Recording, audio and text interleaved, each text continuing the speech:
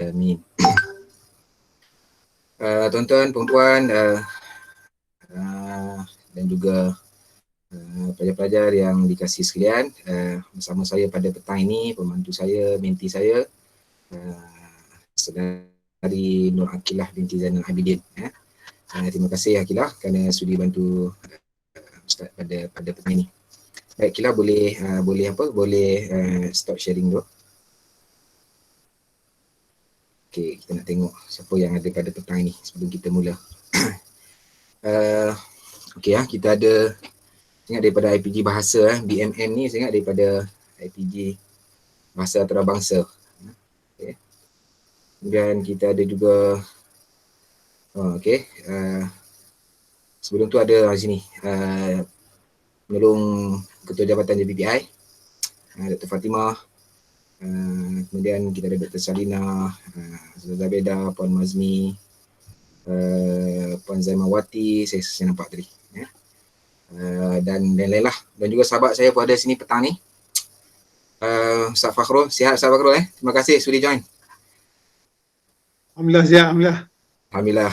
Okey, alhamdulillah. So petang ni kita sembang-sembang santai berkaitan dengan elemen-elemen asas pendidikan. Okey.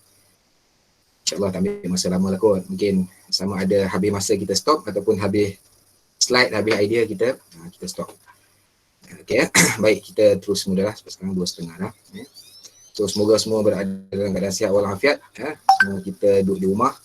Okay, walaupun kita duduk di rumah, kita sebenarnya banyak benda kita boleh buat. Aktiviti berjalan seperti biasa, pengisian kita berjalan seperti biasa, proses pencarian ilmu kita berjalan seperti biasa insya-Allah. So di kesempatan ini, seperti mana yang saya sebut tadi, bahawa ini merupakan program yang di jabatan ni lah, jabatan kami, Jabatan Perancangan Pendidikan dan Inovasi, merancang, melaksanakan yang kita namakan sebagai eksplorasi penyelidikan. Okay, eksplorasi penyelidikan. So insyaAllah kita akan berkongsi lah dari semasa ke semasa, cuma kita tak tetapkanlah setiap minggu atau sebagainya. Sebab kadang-kadang bila kita tetap begitu, mungkin kadang-kadang ada hal-hal lain yang menyebabkan kita tak dapat laksanakan. Tapi insyaAllah program eksplorasi pendidikan ini kita akan adakan dari semasa ke semasa, dan saya mengalu-alukanlah khususnya daripada IPD Kampus Perempuan Melayu Melaka dan juga daripada luar lah, daripada kampus-kampus lain ataupun daripada jabatan-jabatan ataupun daripada sekolah. Saya juga dimaklumkan link ni juga sampai kepada pihak sekolah, Jadi alhamdulillah. Okey. Baik, saya mulakan. Saya pun mengalukan juga kedatangan ni abang saya ni, Dr. Syarif Effendi. InsyaAllah nanti boleh bantu saya. Okey bang Dr. Syarif. Okey. Saya akan share dulu.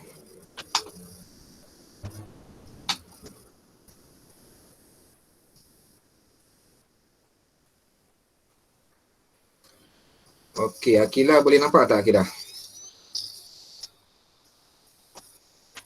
Akilah? Boleh Ustaz, boleh.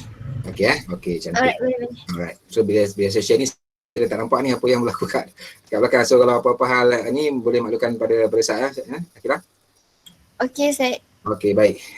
So petang ni kita akan cerita-cerita sikit sembang-sembang berkaitan dengan elemen-elemen asas dalam pendidikan. Kalau bagi pelajar-pelajar di IPG yang semester 6 yang mengambil khusus 3143, kalau dia pendidikan Islam dia PIMK 3143, kalau dia dia option PAKK, ada kod depan tu lah, maknanya berkaitan dengan asas pendidikan. Tapi walau macam mana pun asas-asas pendidikan ini, elemen-elemen asas dalam pendidikan ini, dia bila kita buat kajian, kita akan jumpa perkara-perkara asas ni. So pada petang yang berbahagia ini, saya tidak juga bercadang untuk nak membincangkan terlampau detail setiap elemen-elemen tersebut. Cumanya pada petang ini, mungkin kepada pengkaji-pengkaji baru, pelajar-pelajar mungkin ada yang kali pertama dia melihat ataupun dia mendengar ataupun dia mengetahui tentang istilah-istilah ini, istilah dalam pendidikan. Dan mungkin juga yang dah yang sedang belajar di peringkat pasca siswaza dan sebagainya, mungkin ini dah biasa. Dan bersama kita juga pada petang ini ada rakan-rakan, sahabat-sahabat tuan-tuan dan perempuan yang memang dah sangat arif, sangat alim berkaitan dengan pendidikan ini. Baik, sebelum saya teruskan kepada pembentangan saya, perbincangan kita, sembang-sembang kita pada petang ini, suka saya ingat dalam mana-mana bengkel ataupun dalam mana pengisian yang saya conduct, biasanya saya tak kalah lagi daripada saya tarik perhatian tuan-tuan dan perempuan dulu. Mungkin saya sebut claim ke ataupun untuk perhatian tuan-tuan dan perempuan, bahawa perkongsian pada hari ini merupakan hasil ilmu, kemahiran dan pengalaman saya sebagai penceramah pada petang ini, yang saya perolehi melalui pembacaan ataupun penelitian saya, pengalaman saya, pelaksanaan pengalaman saya melaksanakan kajian di peringkat ijazah doktor falsafah, dan juga sedikit pengalaman mengajar kursus pendidikan ni di IPG. Jadi sudah pastilah saya juga terdedah kepada sebarang kekurangan dan berbeza pandangan, pendekatan ataupun school of thought dalam beberapa aspek berbanding dengan akademi yang lain, pada ahli-ahli akademik yang lain. Sudah pasti ada kekurangan dari sudut itu. Justru saya mohon kepada semua yang sudi hadir dalam bengkel ataupun perkongsian kita pada petang ini, mohon kepada semua agar kita tidak membandingkan ataupun kita merendahkan mana-mana pihak selepas kita menghadiri perkongsian pada petang ini pada hari ini.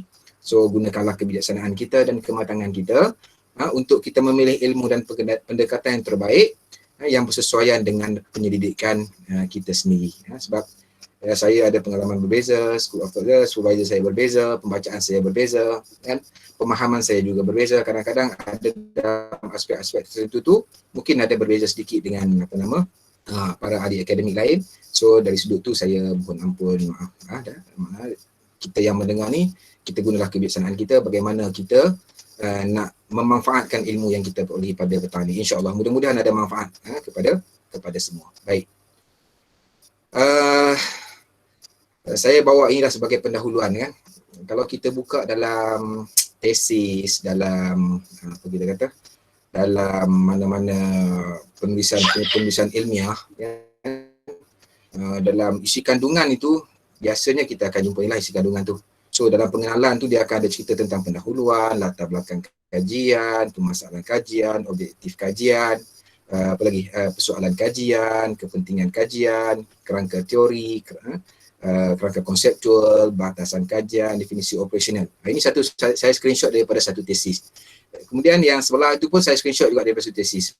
Kalau tengok di sini ada beza sikit kan. Dia ada latar belakang, ada tujuan, ada objektif kan. Kemudian dia ada skop kajian, dia ada batasan. Macam sini sebelah kiri ni dia tak mention skop kajian, tapi di sebelah yang satu lagi ni adalah dia sebutkan tentang skop kajian. Ini contohlah perbezaan-perbezaan. Okay. Dia sebenarnya tidak ada salah, dia bergantung kepada pengkaji itu sendiri, bagaimana dia berbincang dengan supervisor ataupun kesesuaian dengan kajian dia lah. Kesesuaian dengan kajian dia. Okey, tapi walau macam mana pun inilah antara asas ilmu-ilmu asas yang ada dalam pendidikan, bidang pendidikan. Tapi ini contoh kalau kita lihat. Ini contoh dalam bidang-bidang lain lah. Dalam bidang-bidang lain, kalau kita lihat contoh sini bidang sains kan. Dia bab satu dia pendahuluan juga. Tapi cuba tengok kan, dia mulakan dengan pengenalan umum. Kemudian dia terus pergi kepada apa yang dia kaji tentang biodiversiti dan sebagainya tu kan. Objektif dia ada nombor 7. Ada, tapi susunan-susunan itu kadang-kadang berbeza. Begitu juga dengan yang di sebelah kanan saya ni pun kita tengok berbeza dari segi isi kandungan dia. Cuma pada petang ini kita nak fokus kepada dalam konteks kajian ilmu-ilmu asas dalam penyelidikan pendidikan, bidang pendidikan. Boleh cakap tu Akilah, suara Ustaz? Boleh Ustaz? Boleh. Jelas. Okey. Okey. So, pada petang ini kita akan cuba lihat inilah elemen-elemen asas ni. Okey, ini yang saya bawa lah. Mungkin kalau kita pergi tengok rujukan-rujukan lain, mungkin ada tambahan lain. Contoh pada petang ni saya tak bincang tentang, kita tak sentuh tentang kerangka konseptual kajian, kerangka kajian, sedangkan kerangka kajian pun juga merupakan salah satu elemen-elemen asas juga dalam penyelidikan. So kita akan sentuh tentang isu pendidikan yang kita boleh kaji. Ini khususnya kepada pelajar-pelajar yang kita kata apa, baru nak mendekati, nak dekat-dekat, nak buat kajian ni. Kan, nak jinak-jinak nak buat kajian. So apa isu-isu yang boleh dikaji? Okay. Ataupun mungkin juga ada saya tak nampak ni apa tuan-tuan yang hadir pada petang ni sebab saya tengah slide show ni. Mungkin ada dalam kalangan tuan-tuan yang mungkin sedang nak menyambung pengajian di peringkat master atau PhD, tapi fokus kajian isu-isu tu masih belum clear lagi. So mudah-mudahan dengan perkongsian sedikit ini diharapkan ia boleh memberi sedikit idea kepada tuan-tuan dan puan yang berkenaan. Ini pun saya ambil, saya cari bahan-bahan ni untuk saya kongsi. Kemudian tentang latar belakang kajian kita akan sentuh sikit, kemudian elemen penyataan masalah ataupun isu, kemudian tentang objektif kajian, persoalan kajian, hipotesis sikit kan, mungkin saya tidak berapa mahir lah tentang hipotesis ni sebab dalam kajian saya tidak ada hipotesis, tapi mungkin ada sahabat-sahabat saya, rakan-rakan jabatan saya mungkin nanti sekiranya penerangan saya ni mungkin sedikit tersasar ataupun tidak tepat, saya mengadu-adukan pandangan ataupun teguran pembetulan daripada tuan-tuan dan puan-puan. InsyaAllah pada petang ni kita sama-sama belajarlah insyaAllah. Kemudian kita skop kajian, batasan kajian, kepentingan kajian dan juga definisi operasional. Okey, apa isu-isu pendidikan yang boleh dikaji? Okey, antaranya berkaitan dengan dasar-dasar. Okey. Kita boleh lihat isu-isu dalam dasar-dasar, contoh dasar-dasar apa? PPSMI, apa lagi dasar-dasar dulu ada Jacob dan sebagainya kan. So itu boleh kita boleh jadikan sebagai kita kata idea lah untuk kita dapatkan idea untuk kita buat kajian. Kemudian berkaitan dengan profesionalisme guru, sikap guru, motivasi guru, tahap keilmuan guru-guru, pendidik dan sebagainya. Tak kisahlah dia di sekolah ke, dia di IPG ke, di mata perguruan ke, di politeknik ke, di mana-mana kan berkaitan dengan profesional keguruan dia tu. So itu di situ pun banyak juga kalau kita lihat ada isu-isu yang kita mungkin boleh kaji. Kemudian adalah aspek pengajaran. Kalau kita lihat pada hari ini pengajaran dalam konteks PDPR kan, pembelajaran secara maya kan, juga kita boleh jadikan sebagai kita kata apa panduan kepada kita untuk kita melaksanakan satu kajian. Kemudian aspek pembelajaran berkaitan dengan murid sebagainya. Kemudian pengurusan kelas, pengurusan sekolah. Kan mungkin ada isu dalam pengurusan sekolah, pengurusan hal ehwal murid, kan pengurusan ehwal murid pun boleh, mungkin cikgu-cikgu yang berada di sekolah ataupun nanti pelajar-pelajar yang mengambil subjek yang dia 143 dia pergi ke sekolah mungkin dia akan lihat ada isu-isu yang boleh dibuat kajian berkaitan dengan pengurusan ehwal murid. Kemudian pengurusan co-curriculum, kemudian berkaitan dengan disiplin pelajar. Berkaitan dengan disiplin pelajar pun juga boleh. Kan memang ada isu, kalau kita lihat dalam media-media semua kan memang ada isu-isu berkaitan ni dibincangkan tentang bully, tentang apa lagi macam-macam ada tentang isu-isu disiplin pelajar ni. Kemudian tentang bahan bantu mengajar, kan kalau dulu bersemuka bahan bantu dia bagaimana, bila keadaan secara maya ni ada tak isu-isu berkaitan dengan bahan bantu mengajar kan. Ini antara aspek-aspek yang kita boleh buat, kita boleh teroka lah untuk kita nak melihat isu-isu dan kita tidak akan melihat semua kan. So setiap orang ikutlah kecenderungan dia dia nak buat kajian tentang apa. Kalau dia cenderung untuk nak melihat dari segi teknologi maklumat kan, isu berkaitan dengan penggunaan teknologi maklumat, kemahiran guru-guru dalam menggunakan ICT, so dia boleh teroka dalam bidang teknologi maklumat, apa isu-isu yang berkaitan dalam bidang itu. Kemudian berkaitan dengan guru, tugas-tugas guru yang terlibat di luar bilik darjah kan, di luar bilik darjah. Kemudian berkaitan dengan murid di luar bilik darjah kan, kat sekolah okey, bila dia keluar berlaku macam-macam masalah disiplin di luar sekolah dan sebagainya pun boleh dibuat kajian. Kemudian berkaitan dengan bidang tugas, berkaitan dengan beban bidang-bidang tugas ni.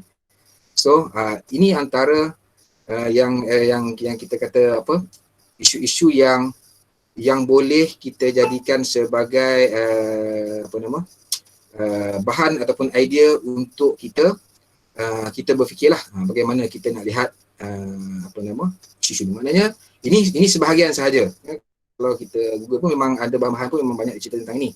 Tapi mungkin ada banyak lagi isu-isu lain yang boleh yang berkaitan dengan pendidikan ni yang boleh kita buat kajian. Kalau di sekolah kan, kalau di sekolah mungkin kalau cikgu dia mungkin kajian dia tidaklah sampai kepada peringkat master ataupun penulisan ilmiah yang sangat ataupun very systematic ni kan, master, PhD sebagainya. Mungkin di dalam kelas kan nak melaksanakan satu kajian tindakan kan, tengok PDP dia dan sebagainya pun boleh dalam menjadikan dia sebagai satu bahan untuk kita cetusan idea kepada kita apa isu yang boleh kita buat kajian. Okay. So ini antaranya lah. Sebenarnya banyak lagi, sangat banyak. Okay. Mungkin ini yang general lah, yang besar-besar. Contoh pengajaran kan, sebut contoh tadi pengajaran. Yang ni besar kan. Pengajaran ni boleh dilihat kepada pedagogi, boleh apa kaedah yang sesuai, apa teknologi yang pengajaran yang terkini dan sebagainya. So ini antara inilah, sebab pengalaman saya mengajar subjek 3143 asas pendidikan dalam pendidikan. Kadang pelajar ditanya kan, tak tahu nak buat apa, tak jumpa cari kat mana apa isu, apa kajian yang dia boleh buat kan.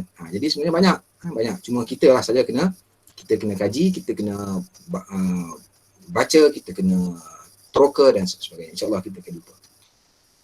Okey, so ini antara bidang-bidang ataupun kita kata skop-skop yang kita boleh buat kajian lah.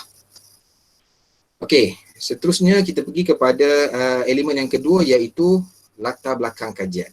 Okey, latar belakang kajian. Sebab tu kalau kita buka dalam mana-mana tesis kan, yang dah pernah buat kajian, kita buka je, mesti ada satu subtopik di bahagian pendahuluan atau pengenalan itu akan menceritakan tentang latar belakang kajian. Ada satu subtopik memang kena ada itu tentang latar belakang kajian. So apa itu latar belakang kajian? Latar belakang kajian ni secara mudahnya dia merupakan satu gambaran secara menyeluruh, secara umum berkaitan dengan apa kajian yang kita nak buat.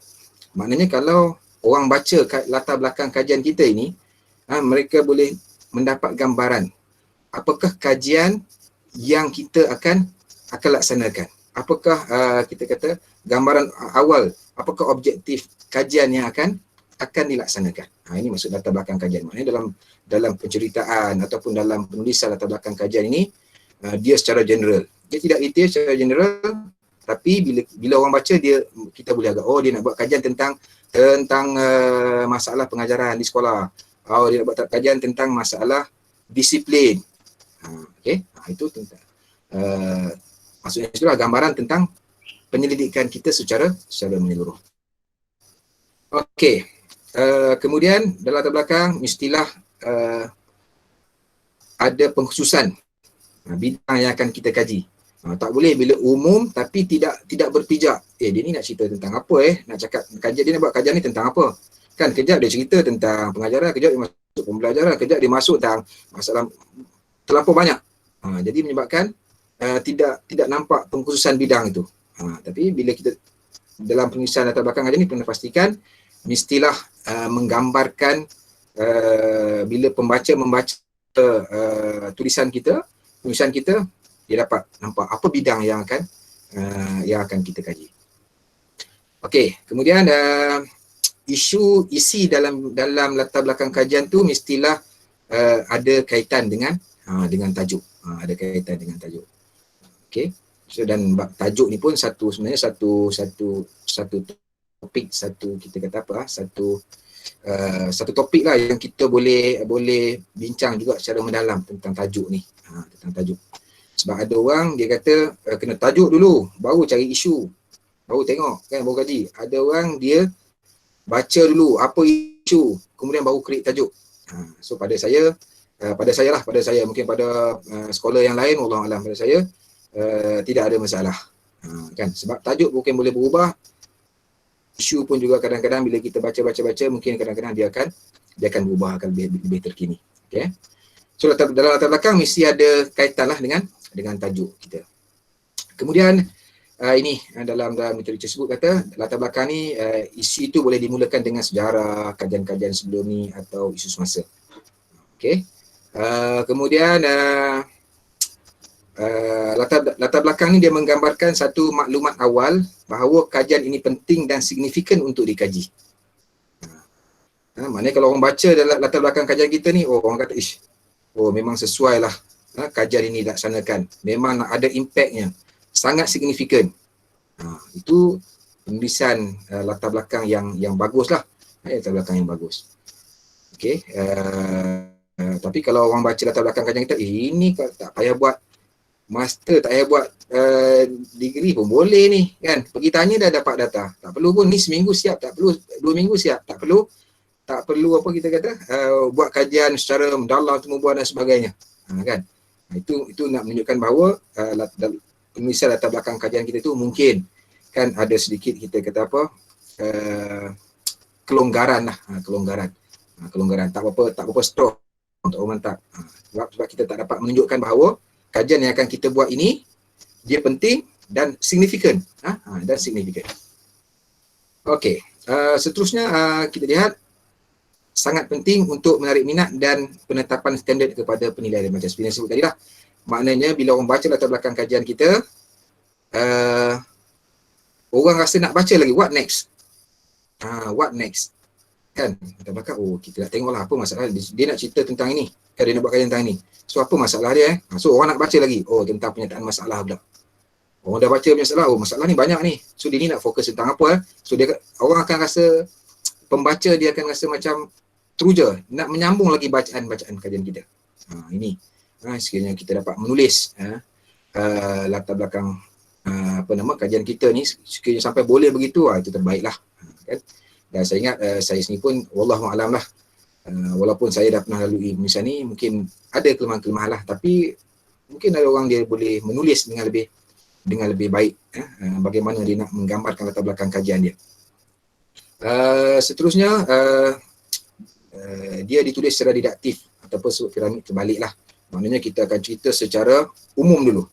Piramid terbalik kan, kalau kita tengok dalam piramid biasa tu dia bucu tu kat atas kan, bucu kecil tu di atas. Tapi kalau piramid terbalik ni maknanya kita cerita yang umum, yang besar dulu kan, gambaran besar. Kemudian barulah kita pergi secara detail. Orang pergi kepada masalah, orang akan nampak kecil sikit. Pergi kepada objektif kajian, skop kajian, dia akan lagi narrow, lagi mendalam begitu. Okey, elakkan perbincangan yang tidak berfokus, tidak berkaitan dengan tajuk kajian. Sebab tu ada setengah universiti dia tak nak latar belakang panjang-panjang, tak nak sampai 4-5 muka surat. Mas, ada yang start kan, satu muka surat cukup. 2 perenggan, kadang-kadang nak kompreskan latar belakang kajian ini dalam 2 perenggan saja ataupun 1 muka sahaja. Supaya apa? Supaya dia berfokus. Kalau dah panjang-panjang, maka hilang fokus. Kan orang pun tak tahu hari ni nak buat kajian tentang apa. Okay. So, ini kita cerita tentang latar belakang kajian lah. So nak dapat penulisan yang baik, dia mestilah kita perlu kepada pembacaan yang banyak, pembacaan yang secara mendalam.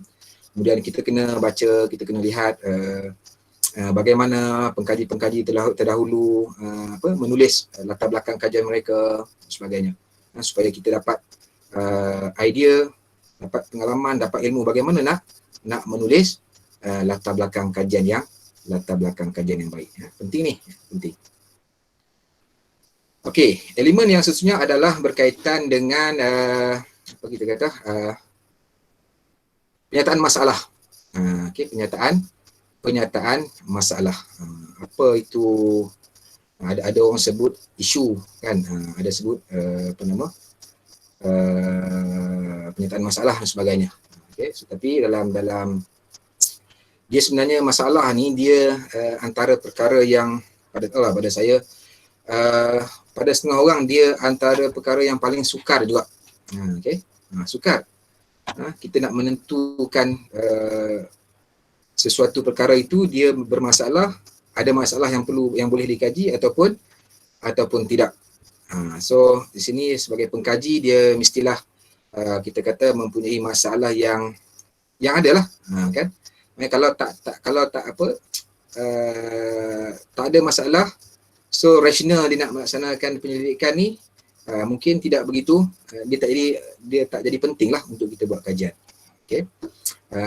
So masalah ni dia merupakan isu yang wujud dalam literatur. Kita boleh rujuk, boleh tengok dalam literatur ni, mungkin kajian-kajian terdahulu, dalam jurnal, dalam tesis dan sebagainya. Nanti kita akan lihat sikit daripada mana kita boleh lihat isu-isu ni. Okay, berdasarkan pengalaman dan juga pembacaan saya sendiri, saya come out dengan satu sumber-sumber bagaimana kita nak melihat isu-isu ni. Apa sumber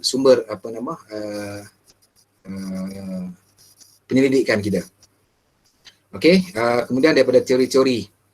Kan banyak teori-teori ni. Kalau orang yang baru nak mengenal nak buat kajian nanti, dia mungkin rasa macam apa teori ni so kena baca nanti akan jumpa lah. So saya tidak bercadang untuk kita cerita apa perbincangan tentang teori pada petang ni. Kalau kita bincang teori ni pun dia ambil masa juga. Okey, kemudian ataupun amalan yang mewujudkan keperluan pelaksanaan sesuatu penyelidikan. Okey. So masalah juga ialah sebarang situasi di mana wujud jurang antara keadaan sebenar dan juga keadaan ideal. Okey. Contoh apa ya? Contoh macam sepatutnya guru, tugas guru dia mengajar begini. Tetapi yang berlaku tidak sebegitu. Bila apa yang berlaku tidak sepatutnya tidak sama seperti mana yang sepatutnya berlaku, maka di sana mungkin ada isu, ada masalah. Kenapa tak jadi? Kenapa tak begitu? Kenapa tak tidak sepatutnya pengajaran begini-begini, tanggungjawab begini-begini, tapi tidak berlaku. Bila tak berlaku tu, itu tanda di sana ada kita kata ada isu. Okey, ada isu. So itu secara ringkas lah. Cumanya saya nak bawa di sini sedikit dalam berdasarkan pengalaman. Nanti mungkin kalau ada yang sahabat-sahabat saya kan, tuan-tuan dan perempuan yang ada pandangan lain, boleh je suarakan kat sini sebagai bahan perbincangan kita. Adakah kita nak buat kajian ni bila ada masalah baru kita nak buat? Ataupun ada benda yang negatif baru kita nak buat? Ataupun mungkin tak ada masalah kan, tapi kita nak melihat sesuatu yang istimewa, yang special dan sebagainya kan, adakah kita boleh buat kajian? Pada saya ada dalam situasi-situasi yang tertentu, mungkin ada isu, ada masalah kan, tidak berlaku keadaan yang sebenar, wujud perbezaan di antara keadaan yang sebenar dengan yang berlaku kan. Sesuatu. Tapi ada juga dia tak ada masalah, tapi kita nak mengkaji. Pada saya boleh juga kita buat kajian walaupun kita tak nampak tu. Contoh, kita lihat seorang cikgu ni dia mengajar dengan sangat baik kan, sangat bagus, dia tak ada masalah sih pengajaran kan, pengajarannya bagus, sangat proaktif, bahan bantunya kan, tak ada isu pada dia. Dari segi negatif tak ada, tapi kita lihat dari segi positif tu banyak. Adakah kita tak perlu buat kajian ataupun kita tak boleh mengkaji kenapa apakah faktor-faktor yang mendorong dia bersikap begitu proaktif, rajin, bahan bantu, cara pengajaran dia yang bagus sebagainya itu kan. Mana dalam keadaan itu pun kita boleh buat kajian. Sebab tu kadang-kadang kita nampak cari yang negatif saja. Sebenarnya tidak. Ada yang kita boleh buat kajian walaupun kita tak nampak isu. Kita nak teroka dia. Apa kelebihan-kelebihan yang ada pada dia dan sebagainya. Okey, itu sedikitlah secara ringkas berkaitan dengan apa itu masalah. Masalah ni maksudnya dia yang kita boleh jumpa dalam literature ataupun lain-lain lah. Okey, ini yang saya sebut tadilah kan, kelemahan, kekuatan dan sebagainya. Okey, ada jurang di antara tu. Okey, so daripada mana kita boleh lihat? Ini yang saya kata tadi, yang kita nak kena pasti isu ni daripada mana. Ini mungkin pelajar-pelajar ataupun tuan-tuan dan perempuan yang sedang nak menyambung pengajian, mungkin ni sekarang ni kan dah baru je dapat keputusan bagi yang hadiah latihan persekutuan beasiswa KPM. Sekiranya adalah saya tak pasti, saya tak nampak orang peserta bengkel kita, pengungsian kita pada petang ni kan. Sekiranya ada, mungkin tercari-cari kan kat mana nak tengok isu-isu ni. Okey, ini sedikitlah based on literature dan juga pengalaman saya sendiri. Okey, sumber kita boleh dapat daripada mana? Okey, pertama so isu mungkin kita boleh dapat daripada literatur dan kajian lalu. Ni kan saya sebut tadi lah, daripada kajian-kajian orang buat master, buat PhD ataupun kajian lain daripada pembentangan daripada buku-buku dan sebagainya. Ini sumber yang pertama lah. Sumber pertama. Sebab kalau kita tidak merujuk kepada sumber yang utama, nanti mungkin kita punya masalah kita tu dia tak strong lah. Ya ke ada masalah ni? Kan tak strong. So kena lihat itu saja. Okey, ini satu sumber lah. Satu sumber yang kita boleh satu sumber utama yang kita boleh kenal pasti apa isu ataupun apa masalah dalam kajian kita. Kemudian kita boleh juga dapatkan daripada teori-teori. Daripada teori-teori. Maknanya dalam teori kata begini. Tapi apa yang berlaku dalam teori sebut begini. Kan? Tapi apa yang berlaku dia tak sama dengan teori. Berbeza dengan teori.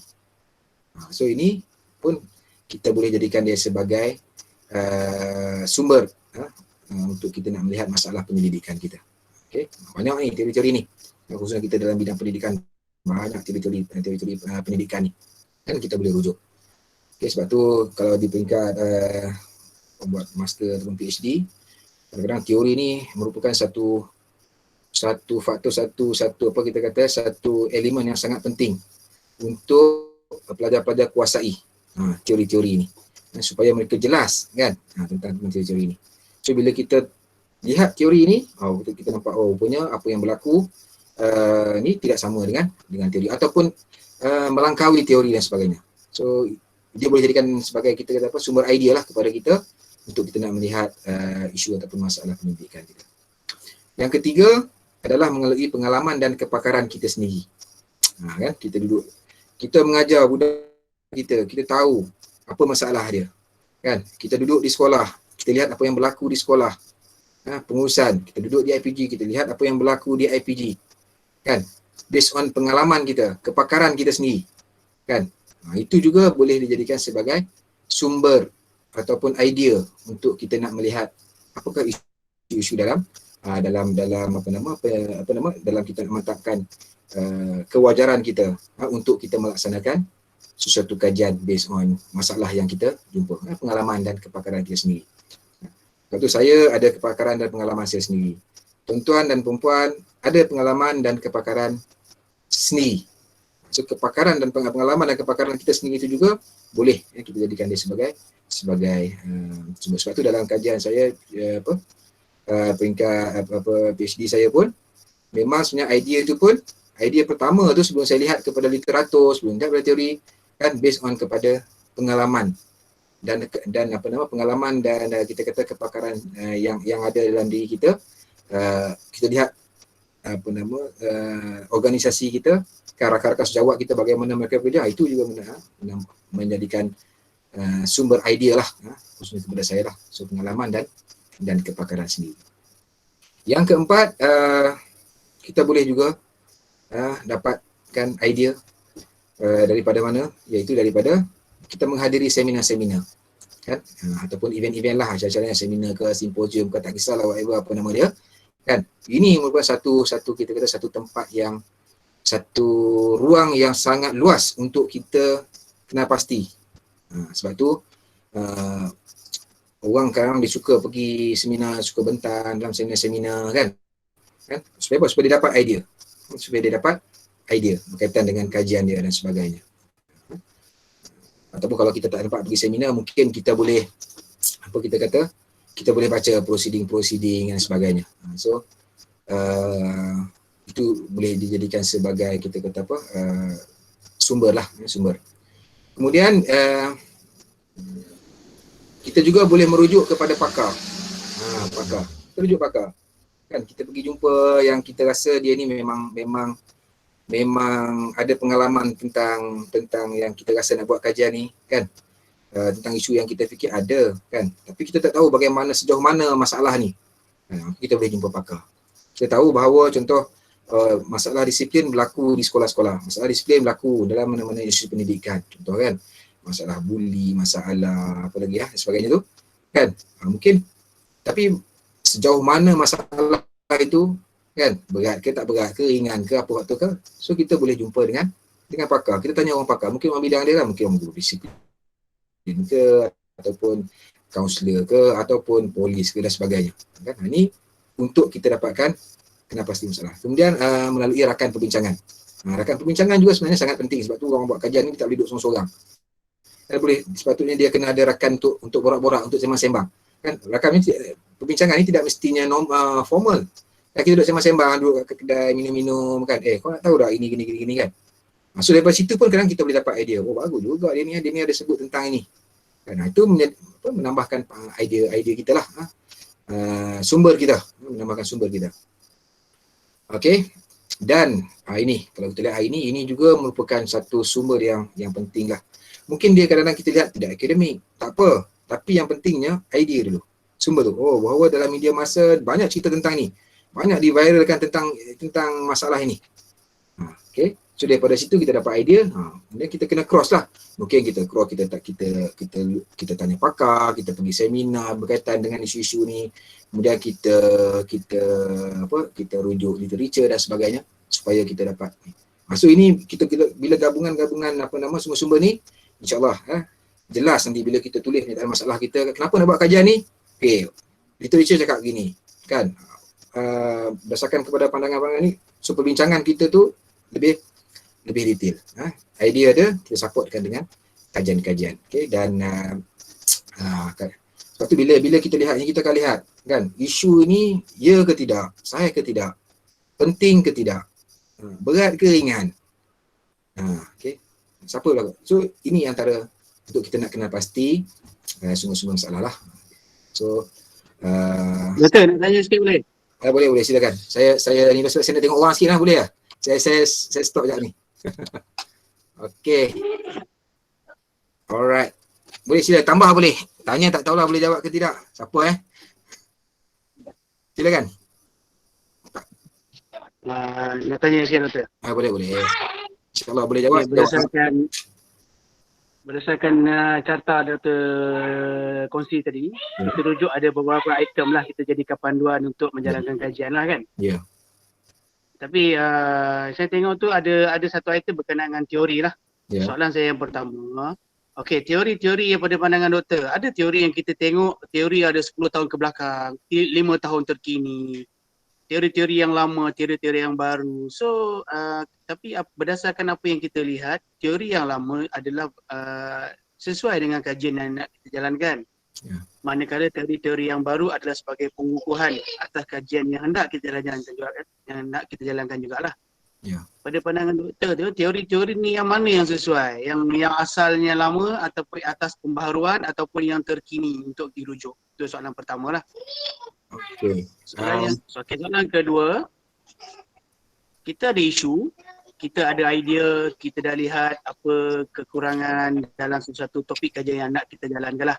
Ya. Jadi kita dah rujuk teori, kita dah rujuk kajian literature, kajian lampau. Tapi apabila kita merujuk kepada supervisor ataupun merujuk kepada komiti kita kan, mereka ada idea lain pula. So macam mana pandangan doktor dari segi itu pula tu? Okay. Terima kasih doktor. Baik, terima kasih. Ni daripada mana orang saya ni? Arjuna ni daripada mana?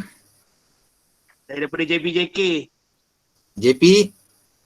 JPJK Fitri. Oh Fitri, okey. Sebab tengok lain tu Saya tak nampak, tak perasan. Ini dah nak habis dah ni Okey, tak apa. Saya respon lah setakat mana yang saya tahulah, ilmu saya. Kalau salah, minta maaf lah, mungkin kawan-kawan boleh betulkan. Baik, pertama sebutkan teori. Dia teori ni yang berdasarkan kepada pemahaman saya, kita tidak boleh semudah-mudah kita kata dia sesuatu itu teori. Teori, bila sebut teori, dia dikenali. Kalau kita sebut teori ni, kebanyakannya dah orang tahulah. Contohlah teori Piaget, kan? Maknanya semua orang tahu itu teori. Okay? Dan ada teori yang memang dah establish, dah lama. Kemudian datang pengkaji-pengkaji baru. Bila pengkaji-pengkaji baru ni, kadang-kadang dia ada nilai-nilai tambah yang baru. Bila dia ada nilai tambah tu, sebenarnya dia belum lagi dapatan ataupun kajian dia itu, kita kata dia belum jadi teori. Based on pemahaman saya, sebelum sesuatu tu dia menjadi teori, dia telah diuji dan kadang mungkin mengambil masa yang lama. Okey, mengambil masa yang lama. Sebab tu kalau kita lihat dalam kita baca kajian-kajian ataupun kajian PhD kan, kebanyakannya memang come out dengan hasil model lah, teori lah, tapi tidak diuji, tidak di macam orang sebut teori Nasri ataupun model guru cemerlang Nasri. Siapa orang tak kenal pun. So dia tak jadi walau macam mana pun, sebab tu teori yang asas ini pada saya kita kena pegang. Pada masa yang sama kita kena sokong atau kita kena top up dengan dapatan-dapatan yang terkini. Kadang-kadang mungkin boleh kita kata sebagai kita kata sokongan ke ataupun sebagai pengukuh kepada teori yang asal ni. Kan? Kalau kita sebut teori Fitri buat kajian, keluarkan satu model. Nak guna model ni. Kadang-kadang model tu pun belum lagi diuji. Orang pun tak tahu dan sebagainya. Maka tak seorang lah, sebab tu bila kita dalam pembentangan dengan supervisor, dengan dekat senior-senior, memang kadang-kadang benda ni dia jadi isu lah. Kan? Ada orang mazhab dia nak pegang yang sama. Ada orang dia nak yang baru. So ini atas kebijaksanaan kita lah, bagaimana kita nak seperti saya tadi, apa jalan tengah yang sesuai nak berkaitan dengan kajian kita. Boleh Fitri? Okay, boleh. Terima kasih. Maknanya contohlah kita ambil kan. Saya ambil contoh teori Imam Ghazali. Dia banyak berkaitan dengan ilmu kemahiran. Bila sebut Imam Ghazali, maknanya ramai dah scholar, ramai dah pengkaji, apabila buat kajian tentang akhlak, tentang kepribadian, tentang apa, dia kena biasa tak lari daripada pandangan Imam Ghazali. Imam Ghazali pun dia tak sebut pun ini teori dia. Tapi orang menggunakan bahan dia, buku-buku dia, rujukan dia, jadi orang kembangkan tadi. Itu contohlah ni.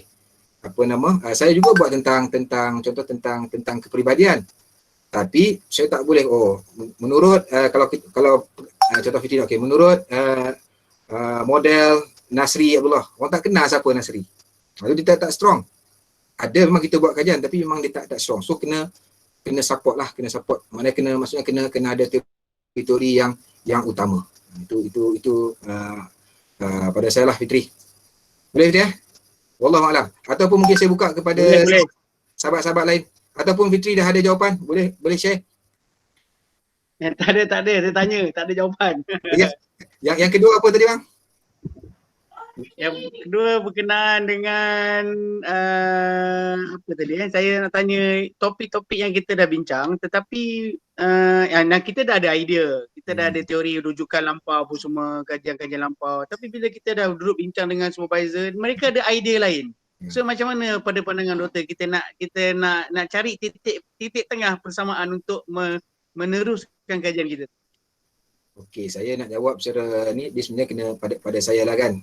Ini yang kita kata perlukan kepada perbincangan, perlukan kepada rasional yang akademik lah, rasional akademik.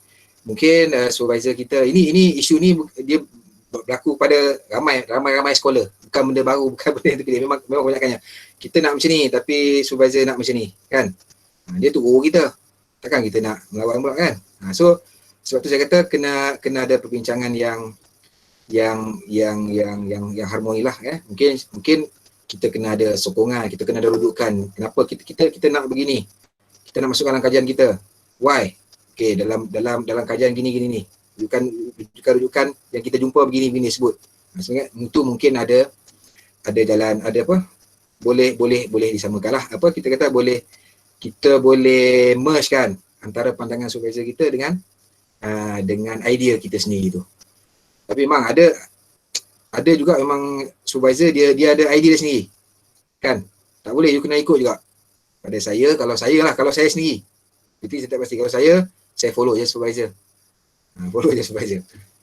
Sebab Jalan selamat. Jalan selamat bang. Sebabnya macam ni, kita PhD bukan pengakhiran. Master pun juga bukan pengakhiran. Kita ini satu proses kan bang kan? Satu proses. Mungkin tak apalah, kita follow, mungkin next kita boleh buat kajian-kajian lain, kita menggunakan teori-teori yang kita rasa sesuai. Okay. Wallahualam. Ataupun ada sahabat-sahabat lain, ada sahabat saya ni, Dr. Amna, ada siapa lagi ni? Saya nampak ni ramai-ramai ni. Kan? Dr. Fatimah ada. Dr. Fatimah silakan. Kalau ada, Dr. Syarif. Okey. Okey. Ustaz Dr. Nasri Ya, apa yang Dr. Nasri jawab tadi sangat kukuh lah, sangat bagus. Dan pada saudara Fitri, yang berkaitan dengan soalan yang pertama tadi, pada saya teori ini kita kena lihat daripada keperluannya. Okey. Sebab kalau kita lihat, kita selalu terkongkong dengan kita nak 5 tahun rujukan yang terkini. Tetapi dalam aspek teori ini, kita tidak boleh gunakan tentang 5 tahun yang terkini. Sebab macam yang Dr. Nasri katakan tadi, ada di antara teori-teori itu telah diterima pakai dan ianya telah kukuh dan ianya tidak boleh diubah lagi. Maksudnya, apabila kita menggunakan teori itu dia adalah merupakan sokongan kepada apa yang kita nak perkatakan. Dan selalunya teori ini kita bincangkan di dalam literature review. Jadi apabila kita bercakap tentang literature review, selalunya kita membuat perbandingan di antara teori asal yang kukuh, contoh teori Bandura tentang tingkah laku. Dan sekarang ni pun ada banyak teori-teori lain yang dibangunkan. Jadi bagaimana kita mengupas benda itu supaya kita mendapat satu titik pertemuan tentang apa yang hendak kita kaitkan dengan kajian kita. Tentang teori, terus terang saya katakan berasaskan kepada pengalaman saya. Di dalam tesis saya masih lagi berpegang kepada teori asal yang lama. Pada tahun, masa tu kita pun belum lahir, tetapi saya melihat teori itu adalah asas yang hendak saya bangunkan tentang phenomenological study yang saya buat. Walau bagaimanapun, teori-teori baru perlu kita kupas. Tetapi bila kita bercakap tentang teori itu, kita kena pilih. Biasanya yang saya buat, teori yang saya pilih adalah berasaskan kepada rujukan sekiranya pengkaji itu membuat kajian tentang grounded theory. Bukan hanya sekadar satu kajian yang hanya mengesahkan tentang kajian orang lain, tetapi adalah merupakan daripada teori yang dibangunkan berasaskan kepada grounded theory, teori sifat. Maksudnya dekat situ saya nampak bahawa teori yang digunakan itu adalah kukuh. Dan berkaitan dengan soalan yang kedua tadi, itu perkara biasa, Encik Fitri.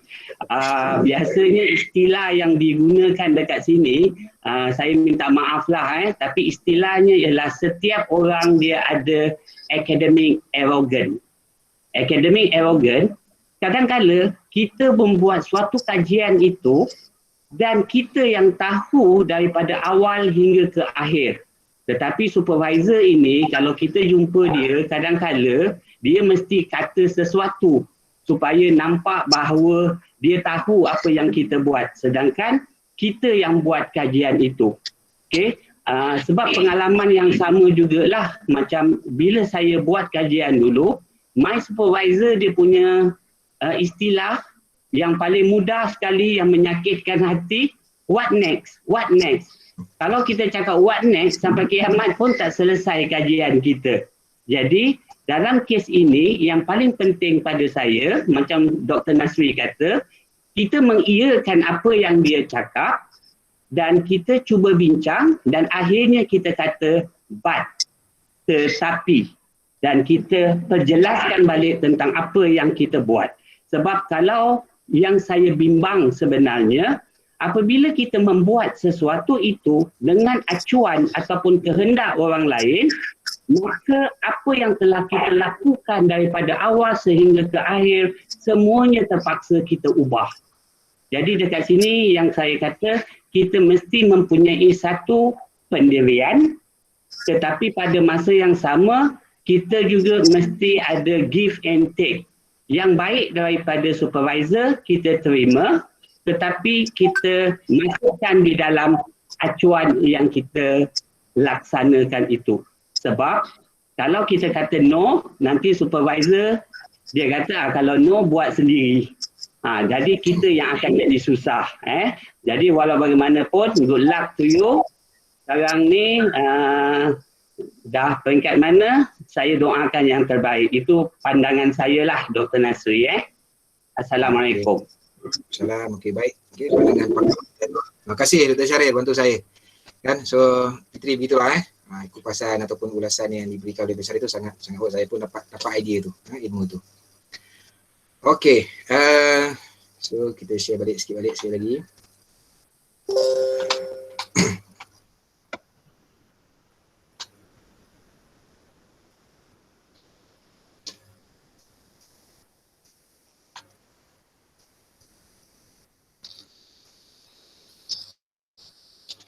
Okey, seterusnya antara elemen lain iaitu dalam elemen asas ni, dalam mana-mana kajian dia ada tulis tujuan kajian lah, tujuan kajian. So tujuan kajian ni mestilah mengandungi ataupun dia berkait dengan maklumat berkait dengan skop kajian ataupun pemboleh ubah dan berkaitan dengan populasi.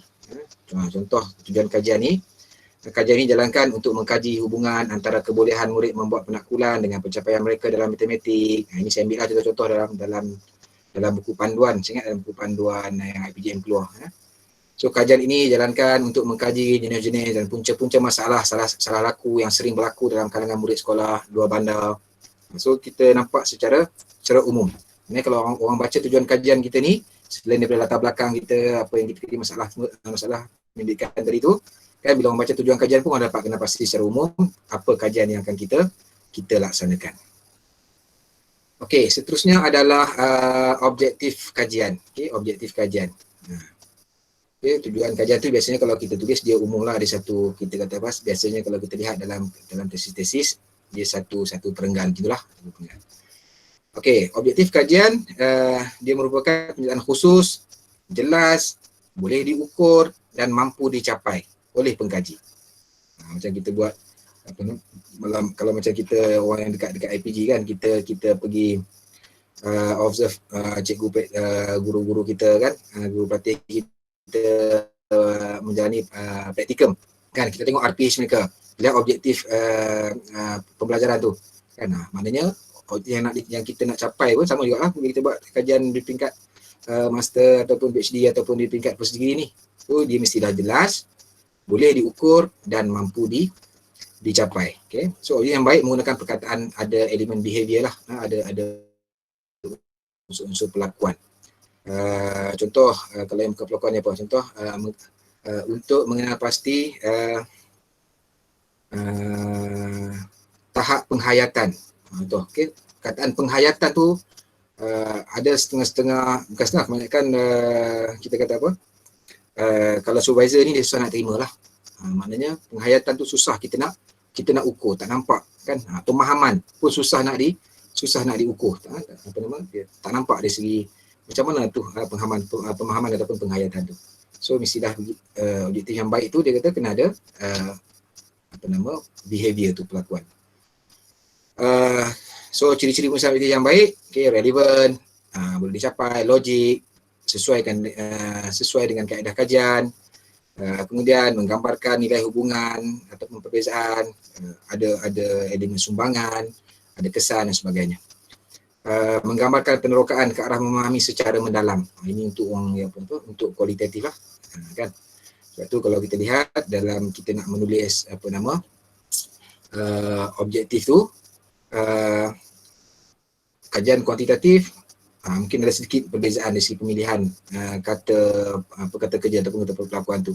Yang buat kajian kualitatif dia agak berbeza sikit lah.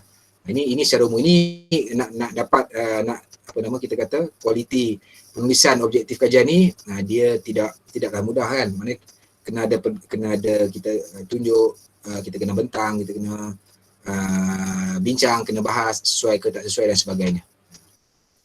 Sebab tu kadang-kadang bila kita bentang di peringkat dengan supervisor kita, kadang berkali-kali kadang berubah-ubah kan, objektif ni tak sesuai lah, macam-macam kan. Okey, tapi saya cuma sebut sini, dalam kajian objektif tu mesti ada dan mesti ditulis dengan baik. Okey, ini contoh-contoh di bawah lah. Okey, pasti tahap kebimbangan pra pertandingan dan corak motivasi pemain hoki Majlis Sukan Daerah Haru Gajah. Contoh. Kan menentukan hubungan, ini kuanti lah tu. Perbezaan,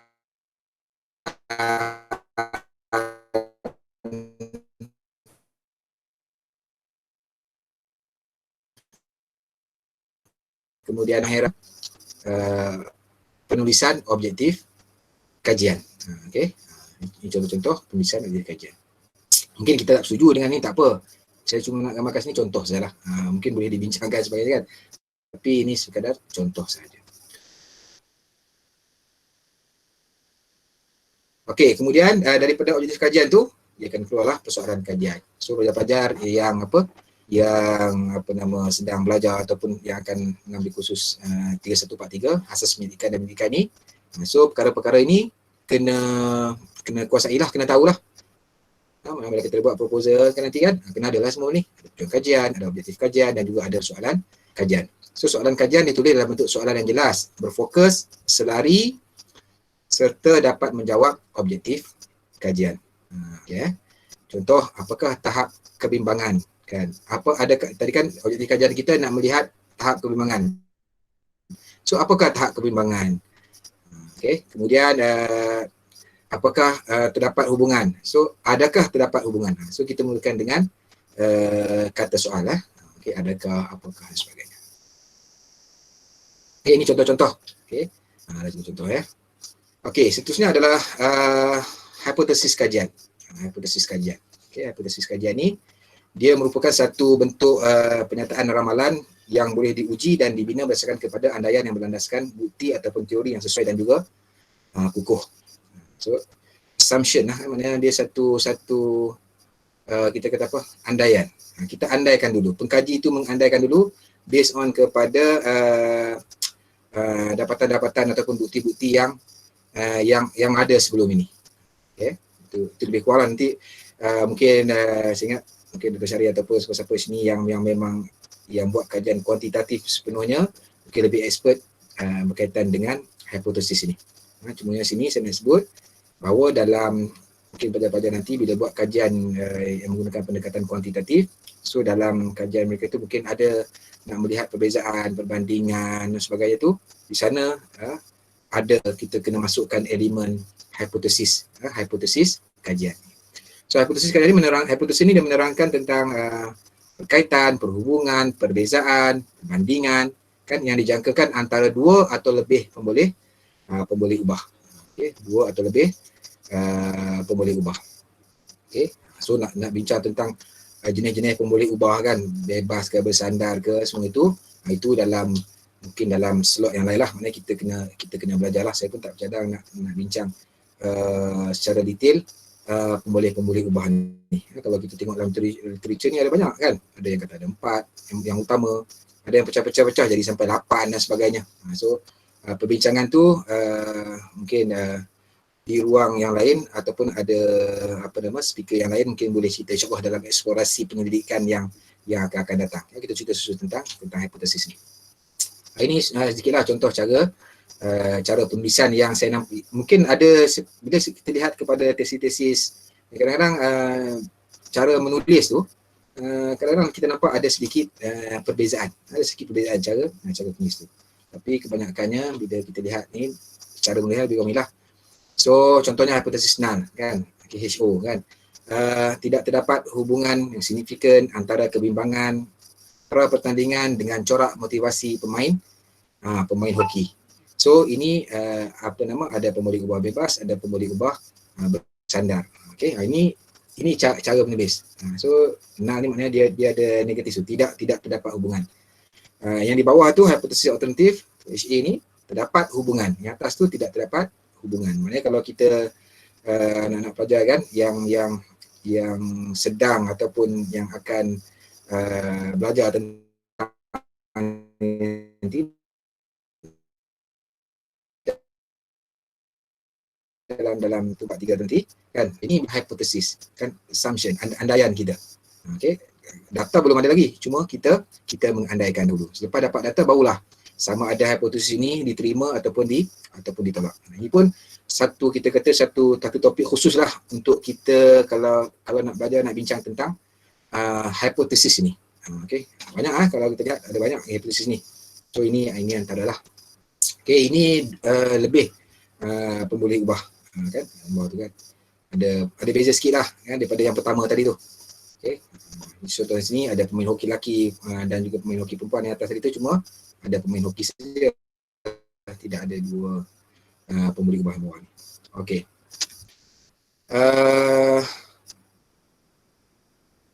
tujuan hipotesis kajian ni adalah untuk memberi jangkaan ataupun ramalan sementara tentang fenomena ataupun menghubungkan fenomena dan penyelesaian masalah dengan pengetahuan berdasarkan fakta yang kita dapat. Okey, dan yang kedua, dia memberi kenyataan hubungan yang boleh diuji secara langsung. Yang penting dia boleh diuji lah. Kalau kita buat andaian yang tak boleh diuji, maka nanti tak boleh jawab lah hipotesis kita. Okey. Dan yang bawah tu dia berkaitan dengan itulah. Bila kita buat tu nanti kita kena memberikan cerita laporan dapatan kita based on daripada hipotesis kajian kita. Kalau kita sebenarnya ada 5 ataupun ada 10 hipotesis, so semua itu mesti dilaporkan lah. Okey, yang keenam, okey, kita dah sejam lebih ni. Okey, elemen yang keenam iaitu skop kajian. Okey, skop kajian ni dia merupakan, kita kata, menggambarkan ruang lingkup kajian secara umum. Okey, kajian kita tu dengan kita mengambil kira dari segi pemboleh ubah, sampel kita berapa banyak, populasi kita macam mana, alat soal sidik kita dan sebagainya, sama ada dia boleh dijenisasi ataupun tidak kan. Ini semua ditulis dalam skop kajian.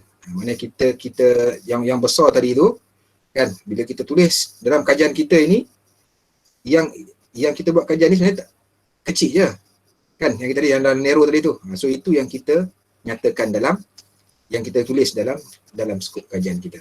Contoh kita, kajian ini hanya melibatkan pelajar sekolah tingkatan 5, okey, aliran sains di sekolah menengah daerah Johor Bahru.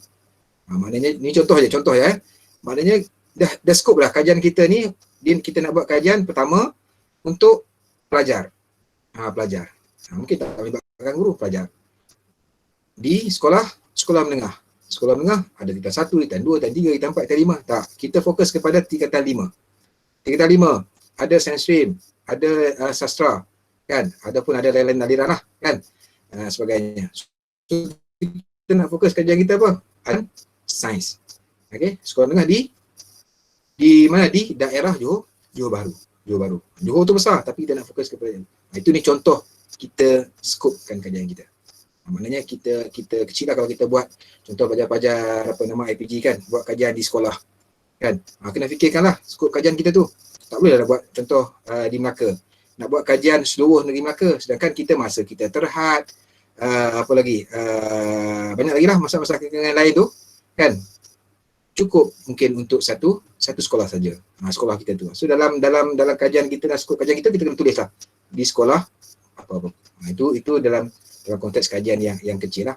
Tapi mungkin kalau di peringkat master ataupun PhD, mungkin skop kajian itu kadang-kadang mungkin dia lebih luas. Okey, yang ketujuh, elemen yang ketujuh adalah batasan kajian. Okey, batasan kajian ni dia menggambarkan had kajian yang dilaksanakan secara terperinci. Mari kita sebut secara terperinci dalam tulisan kita. Batasan kajian ni meliputi kemungkinan wujudnya kelemahan kajian yang di luar kawalan, seperti melibatkan pemboleh ubah dalam metodologi kajian ataupun pemilihan sampel, saiz sampel dan sebagainya. Kan? Batasan kajian juga termasuk dalam tempoh kajian, limitasi tempat, metodologi dan sebagainya. So ini semua diambil kira kan. Kita mungkin contoh kita ada bagi yang sedang mungkin yang buat PhD 3 tahun, dapat cuti belajar 3 tahun. Kan. So dengan 3 tahun ni kita kena plan lah. Mampu ke kita nak buat contoh dengan satu Malaysia, nak buat kajian satu Malaysia dengan kita kata dengan suasana COVID dan sebagainya ni kan. Boleh tak boleh kita buat kajian? So ini kita kena tentukan. So kita ada had, ada kita kena bataskan dia. Kita kena bataskan dia. Okey.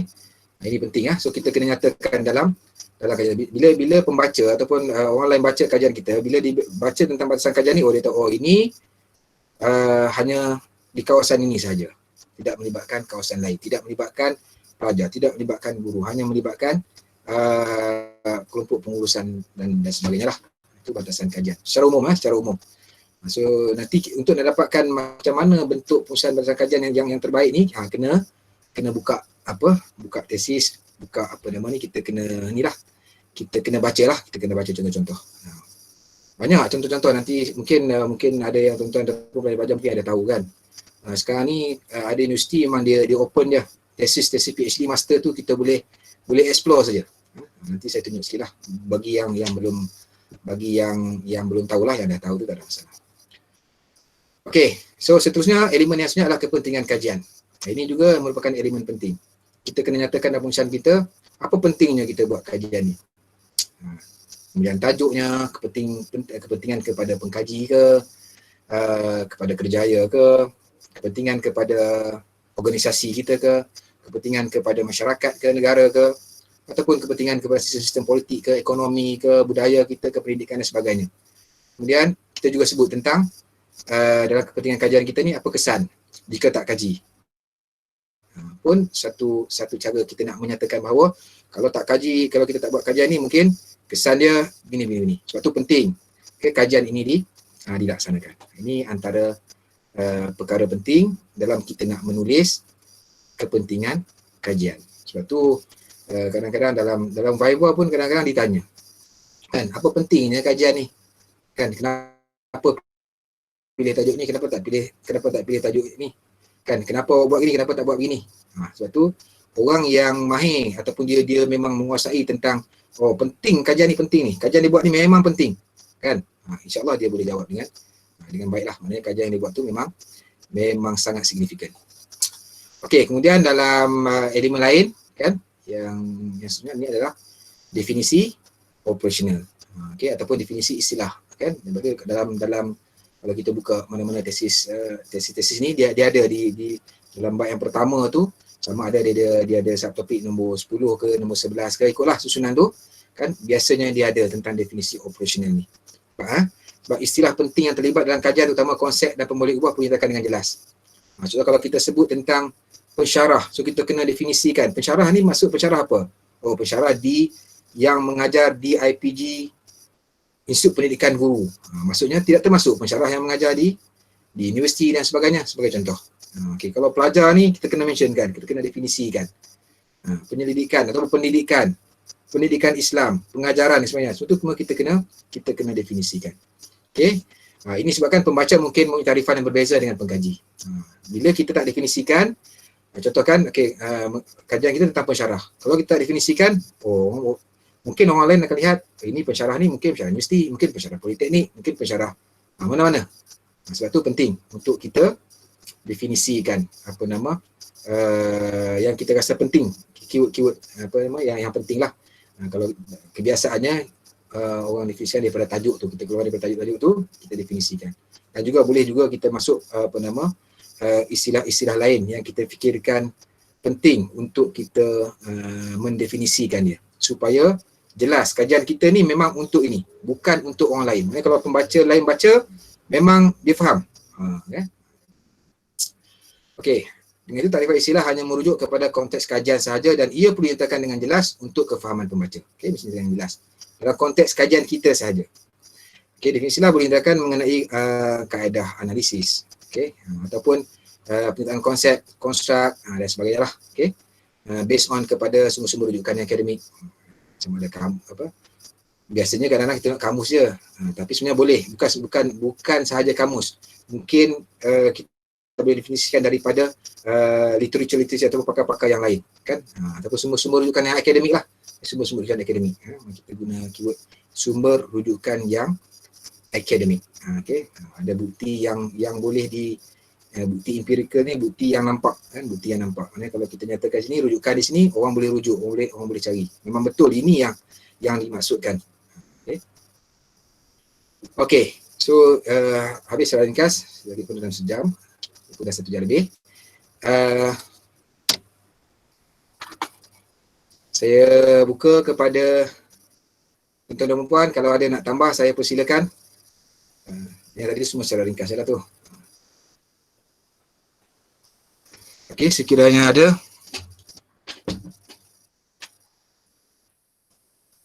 Okey, ni saya ada ni ada graduate doktorate baru ni. Okey, Dr. Syarif silakan. Tambah dah.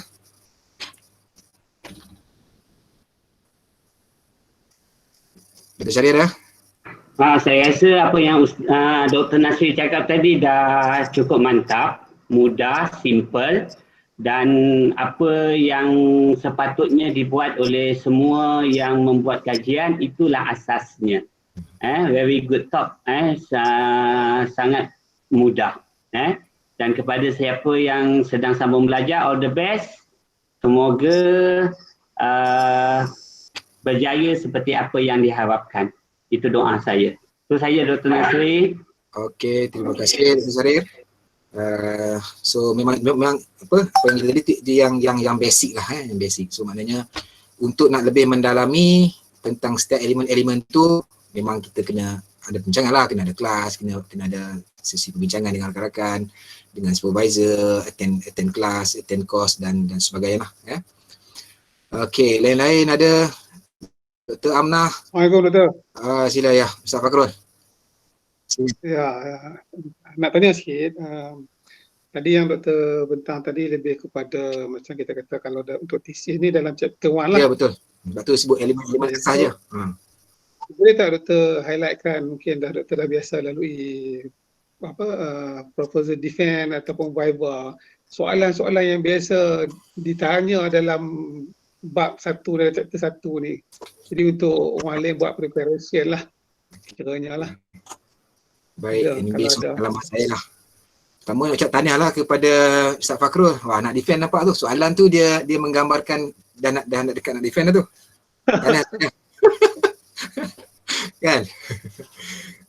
Dia tak tahulah, dia macam disebut tadi lah kan. Setiap orang ni dia berbeza-beza kan. Defend ni. Ada orang dia lalui jalan yang mudah Ustaz Fakrul. Kan? Tak ada tanya banyak pun, lepas je. Cantik je. Ada orang dia banyak pula kan, macam-macam habis daripada setiap muka surat tu di soal ditanya kan. Tapi berdasarkan pengalaman saya sikit lah kan, nanti mungkin rakan-rakan lain saya ingat sini ada ni ramai yang dah habis belajar, mungkin pengalaman tu mungkin boleh dikongsi lah. Antara kalau macam saya dulu masa defense proposal, pertama sekali dia akan tanya, dia tanya yang saya ingat lah, yang saya ingat, kenapa buat tajuk ni? Okay.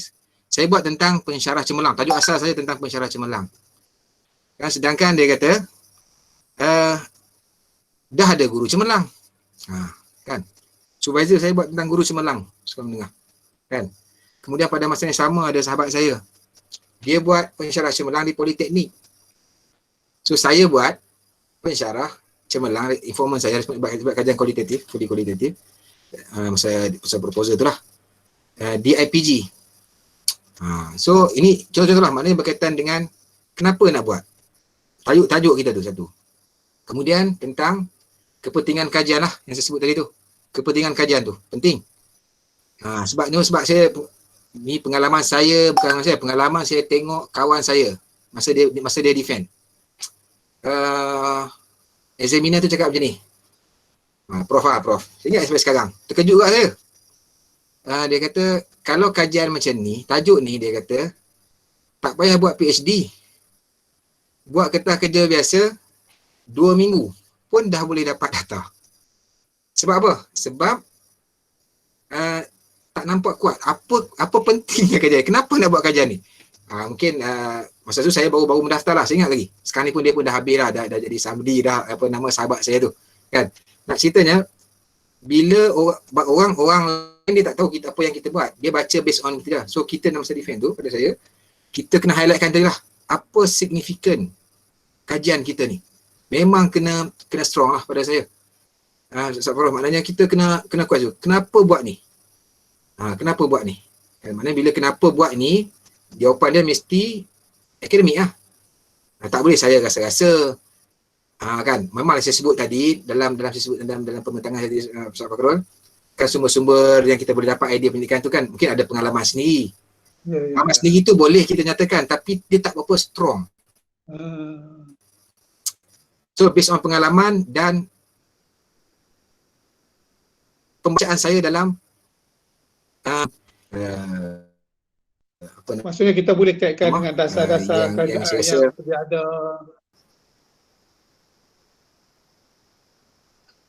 Akademik. Rasa-rasa ni dia agak membahaya jawapan rasa-rasa ni. Itu pada saya lah. Sebab tu penting, penyataan masalah tu penting. Based on yang dalam sebab tu orang kalau nak buat penyataan masalah ni baca dalam satu semester tak jumpa lagi apa yang betul-betul masalah dia. Tajuk cerita tentang pengajaran.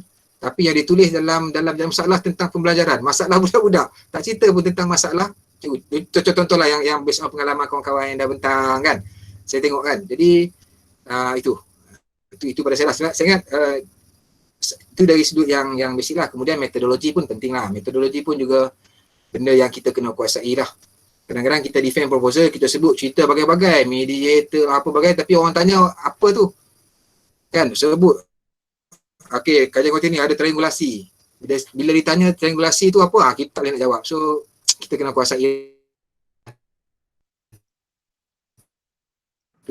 Dr. Nasri, dari segi metode. Metodologi kita mesti untuk silakan. Boleh saya sambung sikit tips kepada yang bakal Viva. Saya berpegang pada satu sahaja sebab everything kita yang buat, semuanya kita yang tahu dan biasanya soalan-soalan itu adalah provokasi. Dan apabila kita di peringkat PhD ni, biasanya supervisor kita memang telah yakin dengan kita bahawa kita punya penyelidikan itu telah telah sampai level untuk dibentangkan. Dan biasanya orang yang menjadi yang menjadi examiner ini sama ada di dalam ataupun di luar, biasanya dalam lingkungan kawan-kawan dia juga. Itu biasalah. Tetapi cuma satu tips yang saya nak bagi, yang saya pegang, apabila kita bercakap, kita salahkan data. Maksud saya salahkan data, jangan apabila kita diprovokkan dengan soalan-soalan, kita gelabah. Jadi, pada saya, biar data berbicara. Sebab kadang-kala kajian kita ini, dia tidak menjurus kepada dapatan daripada kajian-kajian lain. Tetapi apa yang kita dapati itu, sebenarnya data kita yang mencerminkan benda itu. Jadi yang paling penting, daripada data itu sama ada dia ke arah positif ataupun negatif, ianya diperkukuhkan dengan analisis yang kita buat dan perbincangan yang kita nyatakan. Sebab saya berpegang kepada seorang profesor di UMS dulu, apabila saya ditanya masa tu kami buat mock viva, saya silap jawab. Bila saya silap jawab, terus dia kata, ambil you punya data ini, buang dalam longkang. Saya terkejut lah sebab kita dah buat bertahun-tahun. Rupanya kesilapan saya satu sahaja. Dia kata ketika kamu mengumpul data ini, budak menjawab, kamu di mana? Saya kata, masa tu saya akan pergi daripada satu bilik ke satu bilik. Itu saja jawapan saya. Dia kata, ambil data kamu, buang dalam longkang. Sebab apa? Sebab apabila kita buat kajian, kajian ini dia mesti berada pada prosedur yang betul. Bermaksud, apabila kita mengedarkan kita punya instrumen, pendekatan mengedarkan instrumen itu mesti mengikut prosedur. Dia tak boleh sekejap kita sana, sekejap kita sini.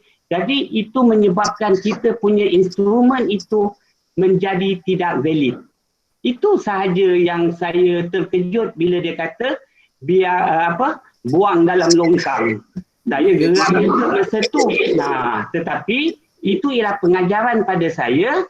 Dan satu lagi, dia cakap dengan saya, apabila kita viva, biar data berbicara.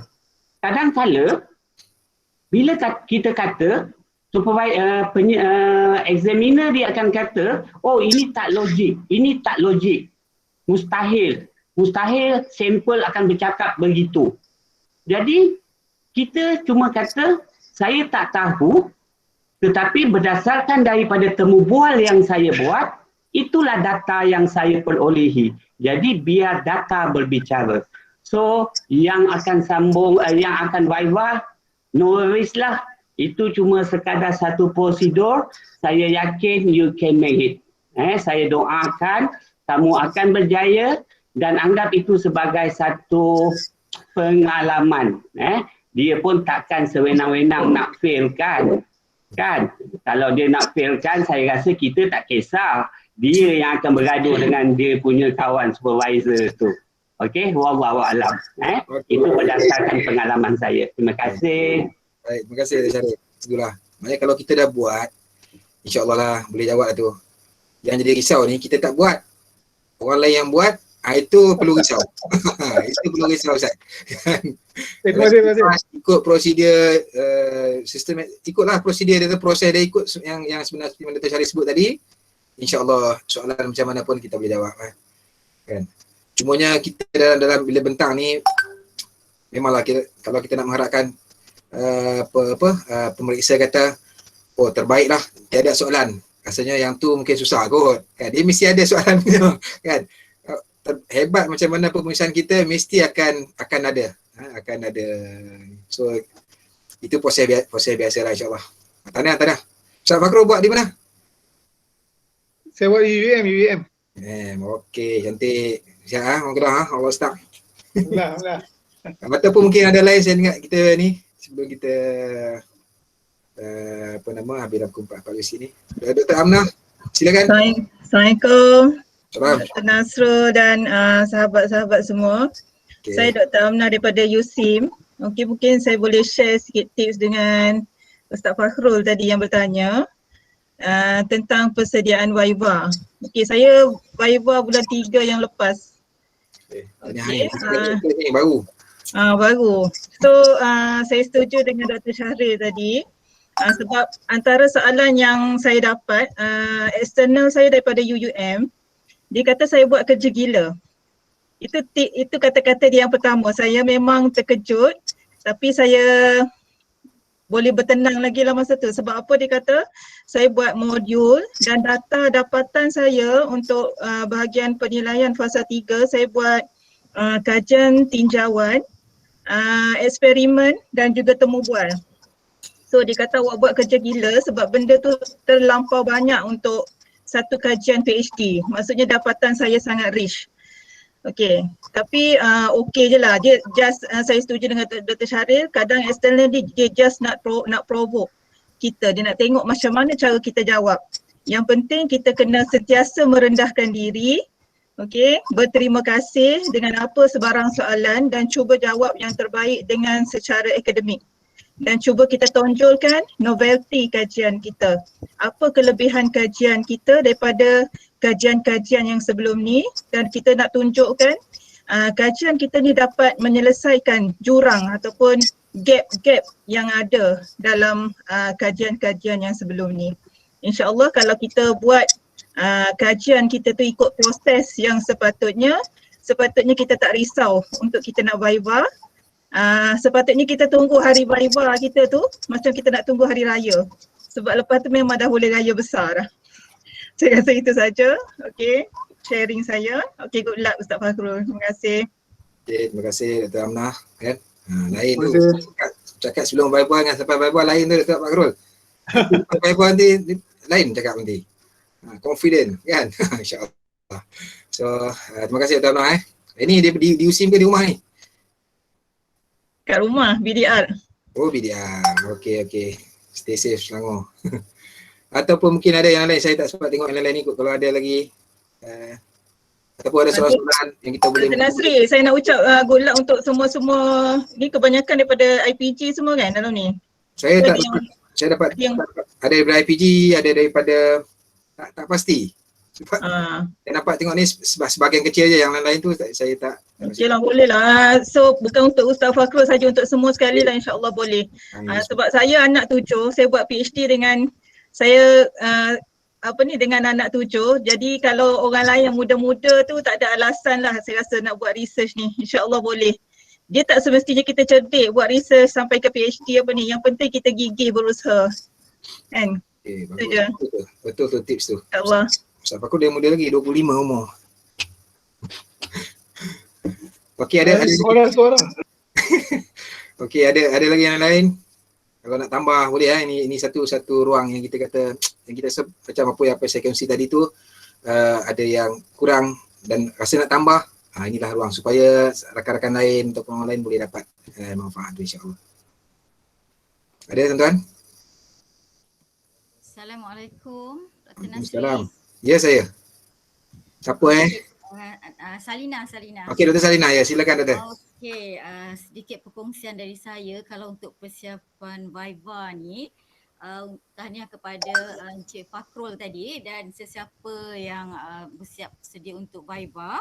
Baik, yang pentingnya kita yakin tentang kajian kita, pendidikan kita, dan rasanya kalau kita yakin dan bersedia semasa Viva tidak ada sebarang masalah untuk kita membuktikan bahawa kajian yang kita jalankan dalam satu proses yang panjang tu ya. Jadi kalau kita yakin insya-Allah tak ada masalah. Apapun soalan yang diajukan, insya-Allah kita akan dapat melaluinya dengan dengan jawapan yang mantap lah ya. Sebab kita tahu sebab kalau kita calon PhD tentu persediaan tu dah lama dah kita lalui proses itu, dan kalau diajukan apa-apa soalan pun memang berkisar kepada apa yang kita lalui ya. Jadi tak perlu risau Encik Fakhrul terutamanya saya rasa lepas ni Encik Fakhrul boleh membuat persediaan dan insya-Allah lah banyakkan berdoa ya, dan yakinlah dengan apa yang telah diusahakan insya-Allah ya. Okey, tahniah. Okey, terima kasih semua. Okey, terima kasih Dr. Salina. Ya, sama. Okey. Tu pengukuhan tu, doa-doa tu kan. Penting doa ni. Kita belajar. Amin. Kadang-kadang usaha kita sikit je tapi Allah bagi lebih daripada apa yang kita usahakan insya-Allah. Ya insya-Allah. Ada lain-lain lagi saya tengok kat sini, ada daripada IPIS. Ada yang sini yang baru apa? Baru dapat result berjaya dapat HLP. Tahniah. Kan? Tahniah. Dan juga saya rasa ramai juga daripada pelajar-pelajar kita. Okay, untuk pelajar-pelajar ni ini sebagai kita kata pengenalan lah. Mungkin sebelum ni tak pernah terlibat secara buat kajian secara akademik, secara sistematik. So bila masuk semester semester 6 kan. Setakat ni semester 6 ni khusus asas pendidikan ni sebagai kita kata pengenalan dalam kita nak melaksanakan kajian lah. So kena baca banyak lah Cuma saya nak share sikit lah sebelum ni, mungkin ramai yang dah tahu, mungkin pelajar-pelajar lah kot, mungkin ada yang ni. Untuk apa yang macam contoh-contoh elemen-elemen asas tadi tu, macam mana kita nak rujuk tesis kan. anak pelajar boleh pergi kepada repository. Betul tak sebut tu? Ustaz Fakrul dah pernah masuk kot? Tak Fakrul? Tak ingat lah. Rasa tak tahu pasal UUM pun banyak thesis. So kalau ada setengah tu dia kadang dia bagi apa muka surat 1 sampai muka surat, dia tak bagi full tesis. Tapi kalau yang pengalaman saya tengoklah repository tu dia bagi full tesis. Dia bagi full tesis kan. Jadi boleh explore dalam tu. So kita boleh tengok macam mana orang menulis, kita baca macam mana orang tulis objektif kajian, bagaimana orang tulis latar belakang kajian, bagaimana pengkaji menulis penyelesaian masalah dan sebagainya. Sebagai bahan bacaan kita. Okay, so itu sebagai inilah, sebagai kita kata apa? Sumber untuk kita nak memantapkan lagi pemahaman kita berkaitan dengan penyelidikan. Okay, ada lagi? Last, 2 minit.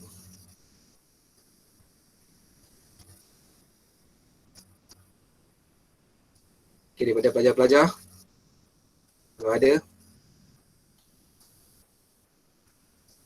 Okay, kalau tak ada, saya selaku Ketua Jabatan Perancangan Pendidikan dan Inovasi IPG Kampus Perempuan Melayu Melaka, mengucapkan berbanyak-banyak terima kasih kepada semualah yang hadir, tuan-tuan dan perempuan, anak-anak pelajar daripada IPG Perempuan Melayu dan juga daripada IPG Islam pun ada saya nampak tadi, daripada Bahasa Antarabangsa, daripada Bahasa Melayu, IPG Bahasa Melayu kan, rakan-rakan pensyarah, semualah yang sudi hadir pada petang ini. Terima kasih banyak.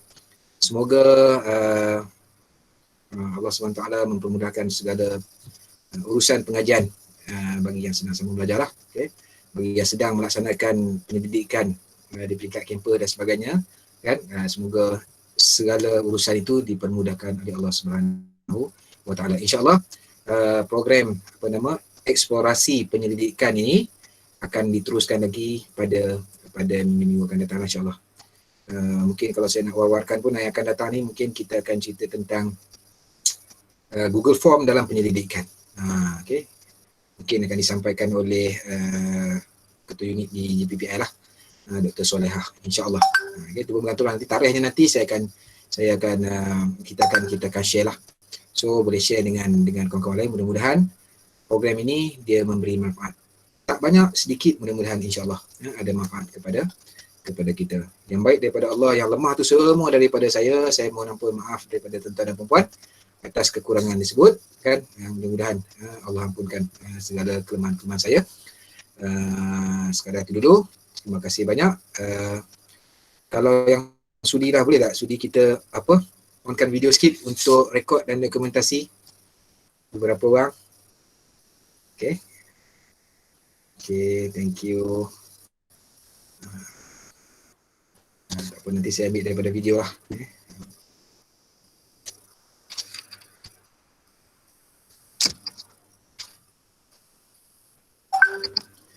Okay, terima kasih banyak. Sehingga jumpa lagi pada lain slot insyaAllah.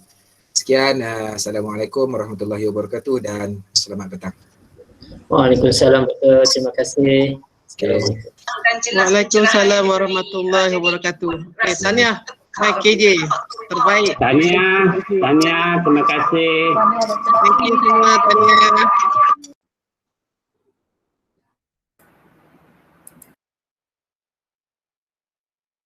Akilah boleh off-kan record Akilah? Doktor, ada link pendaftaran tak? Tak ada lah sebab saya buat open.